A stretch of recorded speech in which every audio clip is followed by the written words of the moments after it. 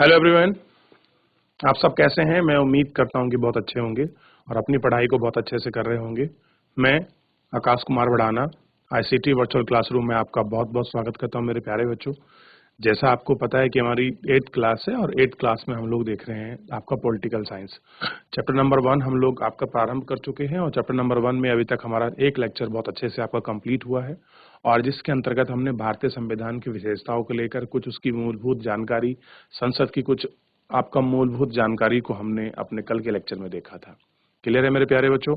तो अभी तक जितना हम लोगों ने कल पढ़ा है, आपका उसमें कोई डाउट है, कोई चीज आपको समझ नहीं आई है मेरे प्यारे बच्चों, तो आप लोग लाइव जुड़कर चैट के माध्यम से आप अपनी क्वेरी को, आप अपने प्रश्न को, अपने डाउट को मुझ तक भेज सकते हैं। कोई भी स्कूल का कोई भी बच्चा, अगर किसी की कोई आपका क्वेरी है, किसी कोई आपका प्रश्न है, तो आप मुझसे पूछ सकते हैं मेरे प्यारे बच्चों। तो हमने भारतीय संविधान के विषय में पढ़ा था। आप लोग ऐसे कितने बच्चे हैं जिन्होंने घर से जाकर अपने चैप्टर को रिवीजन किया है? एक बार हाथ खड़ा कीजिए ताकि मुझे पता चल जाए कि ऐसे कितने बच्चे हैं। ठीक है बच्चों, चलिए तो हम चलते हैं अब सीधा आपका डिजिटल बोर्ड पर। तो देखिए बच्चों, हमारा लेसन नंबर 1 था, भारतीय संविधान को हमने देखा, इसके विषय में पढ़ा। दूसरा, हम लोगों ने इसकी बेसिक जानकारी को पढ़ा था कि भारतीय जो आपका संविधान है, कुछ उसके जनरल पॉइंट्स हम लोग आपका देख रहे थे कि भारतीय संविधान सभा ने क्या किया था, भारतीय संविधान को 2 वर्ष 11 में 18 दिन में आपका बनाकर कंप्लीट किया। लेकिन अगर मैं बात करूं कि राष्ट्र को कब समर्पित हुआ, तो 26 नवंबर 1949 को राष्ट्र को समर्पित हुआ। क्लियर है मेरे प्यारे बच्चों। समर्पित होने का मतलब है कि इस दिन हमारा संविधान बनकर तैयार हो गया था बच्चों। लेकिन अगर मैं इसको लागू करने की बात करूं, अमल करने की बात करूं, तो 26 जनवरी 1950 से जो हमारा कॉन्स्टिट्यूशन है ये आपका लागू हुआ, अमल हुआ। तो ये कल 3 पॉइंट मैंने आपको बताए थे और आपको समझाने का प्रयास भी किया था। आगे देखिए, मैंने आपको बताया था कि भारतीय संसद भारत गणराज्य का सर्वोच्च विधि निकाय है। कह रहे ये वो पार्लियामेंट है, ये हमारी आपका संसद है। जितने भी भारत के कानून बनते हैं वो सब यहाँ से ही बनते हैं। देखिए, मैंने आपको पूरा इसकी पृष्ठभूमि समझाई कि जो हमारा आपका पार्लियामेंट है, कैसे राष्ट्रपति राज्यसभा और लोकसभा से मिलकर बनता है, कैसे कोई कानून बनता है तो उसके क्या चरणबद्ध आपके तरीके हैं, किस तरह से वो एक चरण से दूसरे चरण में गुजरता है, फिर दूसरे से तीसरे, और कैसे वो आपका कानून बन जाता है, फिर उसको किस तरह से भारत के प्रत्येक क्षेत्र में उसको लागू किया जाता है, इसके विषय मैंने आपको बताया। फिर मैंने आपको एक चित्र दिखाया, मैंने बताया कि ये सेंट्रल जो असेंबली हॉल है उसके अंदर की एक आपकी इमेज है और ये इमेज उस समय की है जब भारतीय संविधान आपका बन रहा था और उस पर आपकी चर्चा या कह सकते हैं कि बहस होती थी। तो पंडित जवाहरलाल नेहरू कुछ अपने तथ्यों को रखते हुए संविधान सभा को संबोधित कर रहे थे, उस समय की ये इमेज है। क्लियर है। फिर मैंने आपको बताया कि भारतीय संविधान जो आपका गणराज्य का जो सर्वोच्च विधि निकाय है वो क्यों है, किस प्रकार इसमें सूत्रबद्ध आपका किया गया है, संविधान जो है किस तरह के उद्देश्यों को लेकर अपना सामने आदर्शों को आपका सूत्रबद्ध है, किस प्रकार से उनकी नागरिकों की इच्छाएं और सपनों के अनुसार वो आपका रचा गया संविधान हमारे सामने है। और हमारे संविधान का जो मूलभूत स्वरूप है वो क्या होगा, आमतौर पर कई समुदाय रहते हैं, उनके बीच कैसी सामान्यता होगी, वो एक दूसरे से किस प्रकार सहमत होंगे, इसको हमने देखा। फिर हमने पढ़ा कि संविधान क्या है, एक ऐसा समूह है, नियम पत्ती का एक पैटर्न है जिसमें सभी लोग माने, इस तरह के नियम कानूनों को आपका समाहित किया गया है, जिसके जरिए हम क्या कर सकें, एक अपनी जो साझी समझ है हम उसको विकसित कर सकें और जिनकी पूरे देश में रक्षा की जानी चाहिए, इसको हमने पढ़ा। अब हम इससे आगे पढ़ेंगे आपका नेपाल के जनसंघर्ष के विषय में भी हम लोग देखेंगे। देखिए, नेपाल जो है अभी कह सकते हैं कि हमारे पास पड़ोस में सबसे नवीनतम लोकतंत्र है। कैसा है? सबसे नया लोकतंत्र है। भारत को देखिए एक काफी लंबा समय हो गया है कि 1947 से लेकर, और अगर आज तक हम लोग बात करें तो एक बहुत लंबा हम लोग समय आपके चलकर आए हैं, जो हमने आजादी के जश्न को हमने जिया है। उससे पहले हम ब्रिटिश शासन के अधीन आपका गुलाम थे और वैसे ही हमारी कार्य प्रणाली थी, तो इसको हमने देखा था। क्लियर है बच्चों? देखिए, मैं और बहुत सारी चीजों पर आपका ध्यान आकर्षित करूंगा और आप उसको ध्यान दीजिए और अच्छे से पढ़िए। अब देखिए, ये इमेज आपको मैं दिखा रहा था, और उसको समझाने का पूरा जो है वहां मैंने आपको प्रयास भी किया। अब देखिए, नेपाल में लोकतंत्र के कई जन संघर्ष हो चुके हैं। 1990 से हुए संघर्ष के बाद लोकतंत्र की स्थापना हुई। यह लोकतांत्रिक व्यवस्था 2002 यानी कि 12 साल कायम रही। अक्टूबर 2002 में राजा ज्ञानेंद्र ने गांव में माओवादी संगठन के बढ़ते प्रकोप का बहाना बनाकर सेना की मदद से सरकार के विभिन्न कामकाज को अपने कब्जे में लेना शुरू कर दिया। फरवरी 2005 में राजा ने शासन की बागडोर पूरी तरह अपने हाथों में ले ली। नवंबर 2005 में माओवादियों ने अन्य राजनीतिक दलों के साथ एक 12 सूत्री समझौते का दस्तखत किया। इस समझौते में आम लोगों को लोकतंत्र और अमन चैन बहाल करने की उम्मीद की राह दिखाई दी। क्या हुआ? एक 12 सूत्री आपका समझौता रखा गया और जिसकी पहलू या आप कह सकते हैं पहल क्या बनी कि हम लोग क्या करेंगे, एक 12 सूत्री जो आपका समझौता है वो आपका इसमें रखा गया।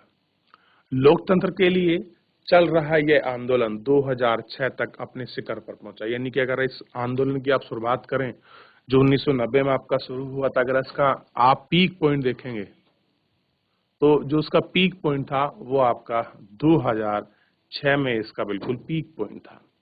आंदोलनकारी ने राजा की ओर से दी गई छोटी मोटी रियायतों को नामंजूर कर दिया। यानी कि जो भी उनको छोटी मोटी आपका फ्रीडम दी गई थी लोगों ने उसको क्या कर दिया, अनएक्सेप्टेबल कर दिया। अप्रैल 2006 में राजा को तृतीय सांसद बहाल करके राजनीतिक दलों को सरकार बनाने का मौका देना पड़ा। 2008 में राजतंत्र को खत्म करने के बाद नेपाल में लोकतंत्र बनाया गया। अब देखिए, नया आपका मॉडर्न है। 2008 में क्या हुआ, आपका वहां सब कुछ खत्म हुआ और आपका राजतंत्र खत्म होने के बाद 2008 में आपका लोकतंत्र बन गया और नए जो लोकतंत्र है उसकी आपका स्थापना हुई। और वर्ष 2006 में लोकतंत्र की मांग को लेकर चलने वाले राजनीतिक आंदोलन के दृश्य ऊपर के चित्रों में हैं। देखिए किस प्रकार से आपकी मांग हो रही थी, आप इन इमेज के माध्यम से आपका समझ सकते हो। देखिए, सबसे पहले मैं आपको बता दूं कि एक दो शब्द हमको यहाँ मिलते हैं। एक मिलता है लोकतंत्र, क्लियर है मेरे बच्चों, एक मिलता है राजतंत्र। ठीक है, देखिए लोकतंत्र और आपका राजतंत्र दोनों ही बहुत अलग हैं एक दूसरे से। देखिए, राजतंत्र के अंदर क्या होता है, किसी व्यक्ति विशेष, किसी वंश विशेष, किसी परिवार विशेष का किसी एक क्षेत्र पर, देश पर, राज्य पर अपना शासन चलता है। उस समय जनता के अधिकार नहीं होते बल्कि जनता पर कुछ अधिकार थोप दिए जाते हैं, क्योंकि राजा की प्रवृत्ति में कानून बनाने का अधिकार आपका राजा का होता है, मानने का अधिकार राजा का होता है, लेकिन उसमें जनता के लिए क्या अधिकार होंगे ये कोई सुनिश्चित नहीं होते। जबकि लोकतंत्र के अंतर्गत क्या होता है, जनता में को ये अधिकार है कि वो अपने नेता है वो उसको चुन सकती है, अपने मौलिक अधिकार के संरक्षण की बात कर सकती है, शांति समझौते की आपका बात कर सकती है, न्याय, समानता, एकता, अखंडता जैसे शब्दों की बात कर सकती है, आपका समान व्यवहार की बात कर सकती है, समान आपका ट्रीटमेंट की बात कर सकती है। जबकि राजतंत्र में ये सारी चीज आपका पॉसिबल ही नहीं है। इसलिए आज के समय में आप लोग देखोगे, बल्कि आज नहीं बच्चों, आज से 100 साल के पहले भी अगर आप देखो, 10 दशक में भी आपका डेमोक्रेसी, आपका लोकतंत्र लोगों की सबसे पहली चाहत रही है।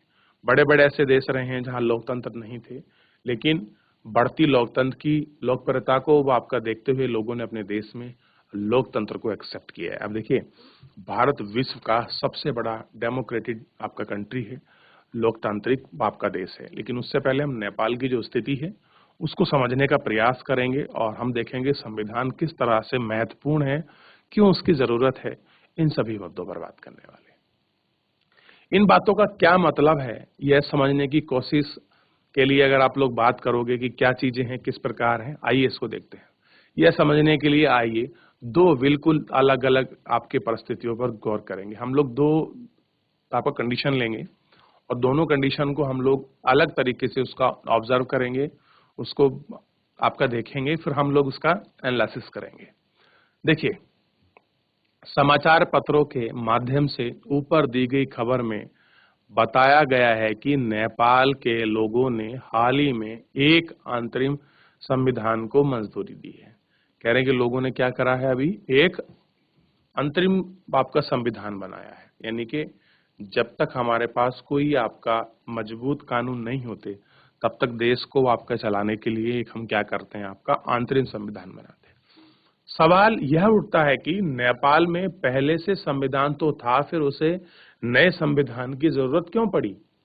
अब देखिए, जब कह रहे हैं कि पहले से कॉन्स्टिट्यूशन है तो उसको नए कॉन्स्टिट्यूशन की जरूरत क्यों पड़ रही है, उसका कारण भी बता रहे हैं।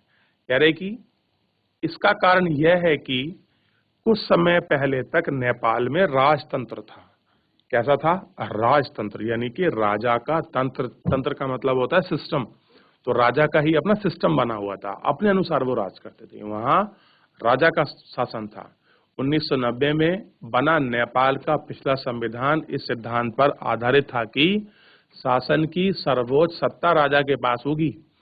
क्या होगी? शासन की जो आपका सर्वोच्च सत्ता है वो किसके पास होगी? राजा के पास होगी।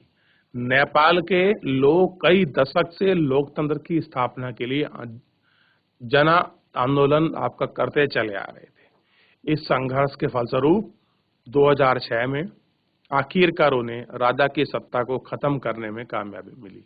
यानी कि राजा का लोकतंत्र जो तंत्र बना हुआ था वो कब खत्म हुआ बच्चों? 2006 में। सोचिए, 1990 में उन्होंने आपका प्रयास किया, 16 साल के बाद उनको आपका सफलता मिली, और 2008 में जो उनका कॉन्स्टिट्यूशन था पूर्ण रूप से वो आपका लागू हुआ। ठीक, नेपाल के लोग लोकतंत्र के रास्ते पर चलना चाहते थे और इसके लिए उन्होंने नया संविधान चाहिए था। वे पिछले संविधान को इसलिए अपनाना नहीं चाहते थे क्योंकि उसमें आदर्श नहीं थे। देखिए, कोई भी संविधान अगर चलता है तो ये सबसे बड़ी मूलभूत चीज है कि उसके आदर्श क्या हैं, उसके विचार क्या हैं, उसकी भावनाएं क्या हैं। ये संविधान की मूलभूत अवस्थिति होती है। अगर आपको किसी संविधान को अच्छा या बुरा कहना है तो आप उसके आदर्शों के अनुसार ये आप देखकर बता सकते हो कि संविधान का बेस क्या है और इसमें ये देश में किस प्रकार लागू होगा और कितने हद तक सफल है। ये सारी चीजें डिपेंड करती हैं संविधान के जो आदर्श हैं उनके ऊपर, जो वे नेपाल के लिए चाहते थे और जिनके लिए वो आपके लड़ रहे थे। अब देखिए, उन्हें कैसे नियम चाहिए थे, कैसे आदर्श आपका चाहिए थे, जिनके लिए वो आपकी लगातार मांग कर रहे थे, जिसके लिए आपका लड़ रहे थे। अगर वो आदर्श ही ना मिले, वो चीजें ही ना मिले, तो क्या फायदा ऐसे नए लोकतंत्र का? क्लियर है मेरे प्यारे बच्चों? तो नेपाल की ये स्थिति हमने मोटे मोटे रूप में आपका समझी कि कुछ ऐसा रहा है। ठीक है, आइए एक दूसरी चीज को हम लोग आपका इसमें कुछ देख लेते हैं और दूसरी कंडीशन इसको देखते हैं। जिस तरह फुटबॉल के खेल के नियम बदलते ही खेल बदल जाता है। देखिए, अगर फुटबॉल के या कोई भी खेल है, अगर आप उसका नियम बदल दो तो खेल क्या होता है बच्चों? बदल जाता है। खेल का जो प्रारूप है या रूप है वो आपका चेंज हो जाते हैं। ठीक है, उसी तरह नेपाल भी राजतंत्र की जगह लोकतांत्रिक शासन पर चलाने के कारण अपने सारे नियम बदलने होंगे।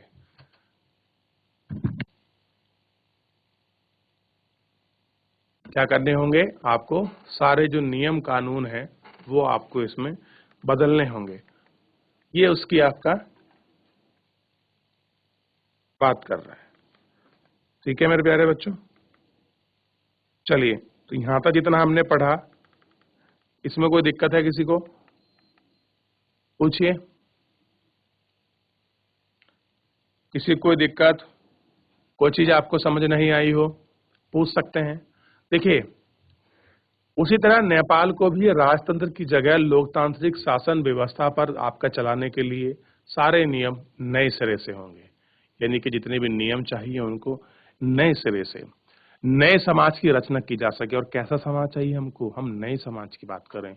एक वो समाज है जो आपका राजतंत्र में जिया है, एक वो समाज होगा जो लोकतंत्र में जिएगा। यही कारण है कि नेपाल के लोगों ने 2015 में अपने देश के लिए एक नया संविधान अपनाया। अब देखिए, आप इस देश की स्थिति को देखिए कि आज भी इसका पॉलिटिकल स्ट्रक्चर, जो राजनीतिक स्थिरता है, वो आज भी कितनी अस्त व्यस्त दिखाई देगी। 2006 में वो लोग आजाद हुए, 2008 में कॉन्स्टिट्यूशन लगाया और 2015 में उन्होंने नया संविधान को एक्सेप्ट किया। ठीक, ऊपर के चित्र के साथ दिए गए अंश में लोकतंत्र नेपाल के संघर्ष के बारे में बताया गया है। संविधान का दूसरा उद्देश्य यह होता है कि देश की राजनीतिक व्यवस्था को तय करें। देखिए दूसरा इंपॉर्टेंट चीज क्या है कि देश की जो आपकी राजनीतिक व्यवस्था है उसको तय करें। देखिए अगर आप चाहते हैं कोई भी देश समृद्धि करे, विकास करे, उसका डेवलपमेंट हो और वो आपके इकोनॉमिकल उसकी ग्रोथ हो, तो उसके लिए पॉलिटिकल स्टेबिलिटी बहुत जरूरी होती है। अगर देखिए राजनीतिक आपको उतार चढ़ाव रहेंगे तो वो देश आपका विकास नहीं कर सकता। नेपाल के पुराने संविधान में कहा गया था कि देश के शासन की बागडोर राजा और मंत्री परिषद के हाथ में होगी। क्या होगी? राजा और जो आपका मंत्री परिषद है उसके हाथ में होगी। जिन देशों में लोकतांत्रिक शासन पद्धति या शासन व्यवस्था चुनी है वह निर्णय प्रक्रिया के नियम तय करने में संविधान की बहुत महत्वपूर्ण भूमिका अदा करेगा। कैसा होगा? संविधान की जो बहुत महत्वपूर्ण भूमिका है वो आपकी अदा करेगा। लोकतंत्र में हम अपने नेता खुद चुनते हैं ताकि हमें वे सत्ता का जिम्मेवारी साथ इस्तेमाल कर सकें। फिर भी इस बात की संभावना हमेशा रहती है कि नेता आपका सत्ता का दुरुपयोग कर सकते हैं। अब देखिए जब किसी के हाथ में पावर पहुंचती है तो ये क्या गारंटी है कि वो आपका सत्ता का दुरुपयोग नहीं कर सकता। ठीक, तो इस प्रकार का जो डर है वो आपका बना रहता है। इस तरह की विकृतियों से बचाव के संविधान से मिलता है। राजनेताओं द्वारा सत्ता के उपयोग में सारी अन्याय हो जाता है। इसका एक नीचे दिया गया चित्रपट कथा को आप देख सकते हैं और आप उसको पढ़ भी सकते हैं। सुरेश अपनी देखिए चलिए तो छोटी सी इमेज इसको बाद में देखेंगे। लोकतांत्रिक समाज में प्राय संविधान में ऐसे नियम तय करता है इसके द्वारा राजनेताओं के हाथों में सत्ता का उपयोग से रोका जा सकता है। भारतीय संविधान में ऐसे बहुत सारे कानूनों का अधिकार व खंडन कर दिए गए हैं जिनको आप कक्षा 7 में दिए गए में लिखित में आप पढ़े हैं। ओम प्रकाश वाल्मीकि के अनुभव को कुछ याद कीजिए। उस समय अध्याय में बताया गया था कि ओम प्रकाश को दलित होने के कारण किस तरह से भेदभाव का सामना करना पड़ा था। हमारे संविधान में भेदभाव के लिए कोई जगह है या नहीं, और जगह है तो फिर उसके लिए कानूनी प्रोविजन क्या है, और नहीं है तो क्यों नहीं है, यह आप मुझे बताइए। कोई भी वॉलंटियर बच्चा। कि भारतीय संविधान देश के सभी व्यक्ति को समानता का अधिकार देता है। भारत संविधान कहता है कि धर्म, नस्ल, जाति, लिंग और जन्म के स्थान पर देश के किसी भी नागरिक के साथ भेदभाव नहीं किया जा सकता। इस प्रकार समानता का अधिकार भारतीय संविधान में दिया गया एक मौलिक अधिकार है। यानी देखिए हमारा संविधान क्या प्रोवाइड कराता है? धर्म, नस्ल और उसके साथ जाति, लिंग और जन्म स्थान के आधार पर आप किसी भी नागरिक के साथ क्या नहीं कर सकते? भेदभाव नहीं कर सकते। इस प्रकार समानता का अधिकार भारतीय संविधान के लिए दिया गया एक आपका क्या है? मौलिक अधिकार, एक फंडामेंटल आपका राइट्स है। तो इस प्रकार के सारे प्रोविजन क्या हैं हमारे कॉन्स्टिट्यूशन में है। तो फिलहाल जितना हमने पढ़ा है इसमें कोई आपका डाउट बन रहा है, कोई चीज आपको समझ नहीं आ रही है, आप मुझसे पूछ सकते हैं मेरे प्यारे बच्चों। किसी का कोई डाउट, कोई चीज आपको समझ नहीं आ रही है तो पूछ सकते हैं, बताइए एक बार। नहीं है? आगे बढ़ें। देखिए लोकतंत्र में संविधान का एक महत्वपूर्ण काम यह होता है कि कोई भी ताकतवर समूह किसी दूसरे समूह या कम ताकतवर समूह के लोगों के खिलाफ अपनी ताकत का इस्तेमाल ना करे। यानी कि कोई आपका ऐसा वर्ग समुदाय है, चाहे वो आर्थिक रूप से मजबूत हो, चाहे आपका राजनीतिक रूप से मजबूत हो या किसी प्रकार का आपका सशक्त हो, वो दूसरे समूह पर आपका हावी ना हो, उसको अपने ताकत ना दिखाए, यानी कि उसको परेशान ना करे। इस प्रकार की इन सारी चीजों का भी इसके अंतर्गत आपका ध्यान रखा जाता है। ठीक, नीचे दिए गए चित्र पटाकट में कक्षा के भीतर एक घटना के आधार पर इसको बताइए और इसको समझाइए। ठीक, अब देखिए एक कहानी दी गई है, इस कहानी को थोड़ा सा पढ़ लेते हैं। खेलों की घंटी शुरू होने वाली है, चलो आज कुछ अलग खेलते हैं। बास्केटबॉल नहीं, हम तो क्रिकेट ही खेलेंगे।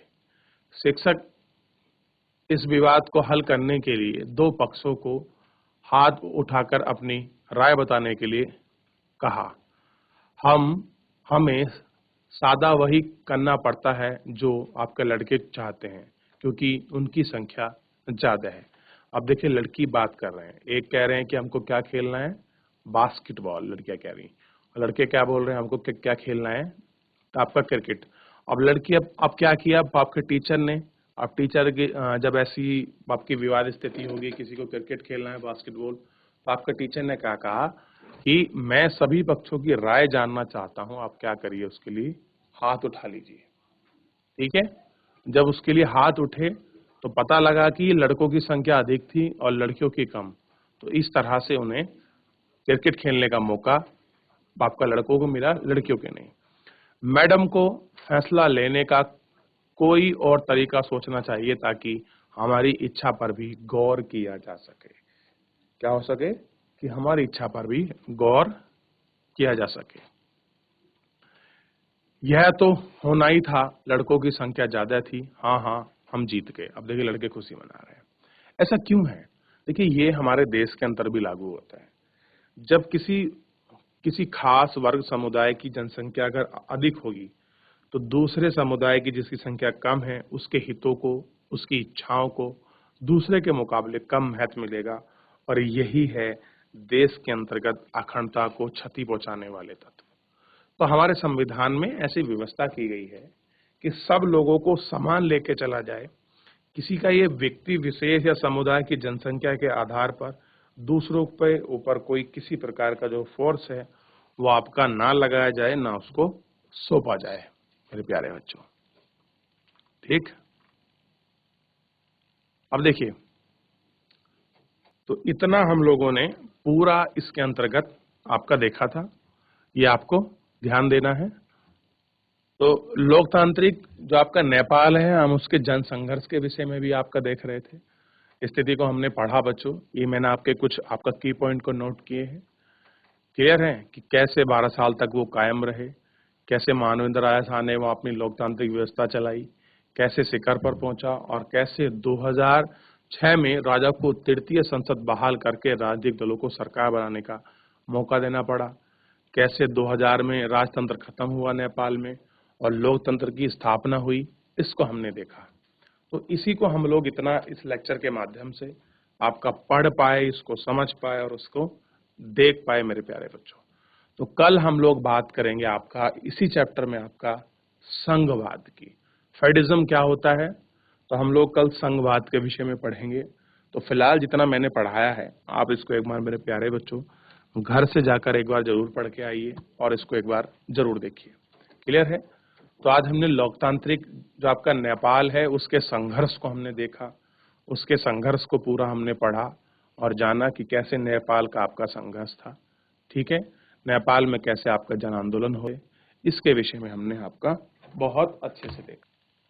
तो मेरे प्यारे बच्चों, आज के इस लेक्चर के अंतर्गत हमने आपका नेपाल में लोकतांत्रिक स्थिति के बारे में पढ़ा, जो उसका जन संघर्ष था उसके विषय में पढ़ा, और हमने पुराने चैप्टर का रिवीजन किया।